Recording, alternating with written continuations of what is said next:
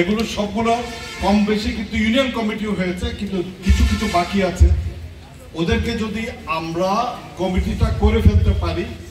ফটিকছড়ি উপজেলার Baganbazar union BNP অঙ্গ ও সহযোগী সংগঠনের উদ্যোগে গতকাল বিকালে এক কর্মী সম্মেলন অনুষ্ঠিত হয়।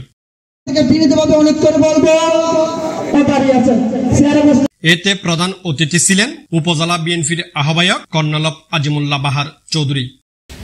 এগুলো সবগুলো কম বেশি কিন্তু ইউনিয়ন কমিটিও হয়েছে, কিন্তু কিছু কিছু বাকি আছে।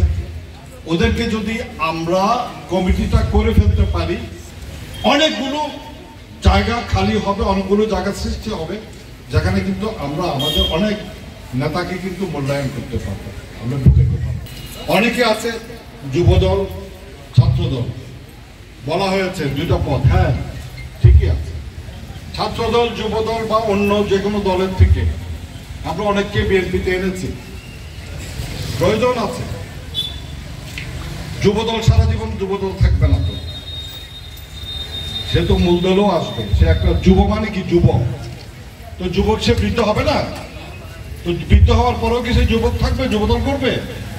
ছাত্ররা ছাত্র দল করে, তো ছাত্র কি সারা জীবন ছাত্র হবে, থাকবে? সে যুবক হবে, তারপরে আমার মতো বয়স্ক বৃদ্ধ হবে।